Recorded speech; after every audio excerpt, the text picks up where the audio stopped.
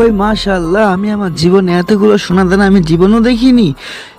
আরে ভাই, কি দেখছো ভিতরে? আমাকেও দেখাও। আমাদের এই 20 বছর পুরাতন ঘরের মধ্যে কি আছে এমন, আমাদেরকেও দেখাও। আরে ভাই, তোমাদের জানা না এই ঘরের মধ্যে কি আছে? আরে না ভাই, এটা আমাদের দাদার পার্সোনাল ঘর ছিল, আমাদেরকে এটা আসতে দিত না। দাদা মরে যাওয়ার পর আমরা দুবাইয়ে চলে গেছি, তারপর থেকে আসাই হয়নি।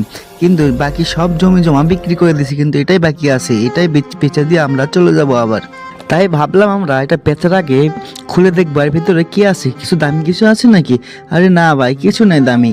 আমি খুলে দিচ্ছি এখনই, দাঁড়ান, আমি এখনই খুলে দিচ্ছি। আরে ভাই, আমি যে করে হোক এই দানাগুলো আমার হাতিয়া নিতেই হবে, তাহলে আমার জীবন সারা জীবন বসে বসে খেতে পারবো, কোনো অসুবিধাই হবে না। যেভাবে হোক এদের থেকে আমাদের নিতেই হবে।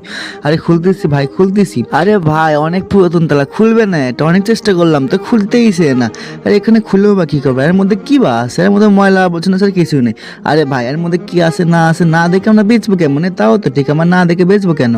আরে চাচা, চিন্তা করো না, চলো তোমাকে আর নতুন একটা বুদ্ধি দিচ্ছি, তাহলে তোমরা এখানে না খুলে বেঁচে দিতে পারবা। হ্যালো হ্যালো গাইস, তোমরা যদি পার্ট 2 দেখতে চাও তাহলে এই ভিডিওতে কমেন্ট করো পার্ট 2, তাহলে পার্ট 2 নিয়ে আসবো। আর আমার ভিডিওটা ভালো লাগলে তোমরা সবাই লাইক ও একটা সাবস্ক্রাইব করে দেবো। ধন্যবাদ।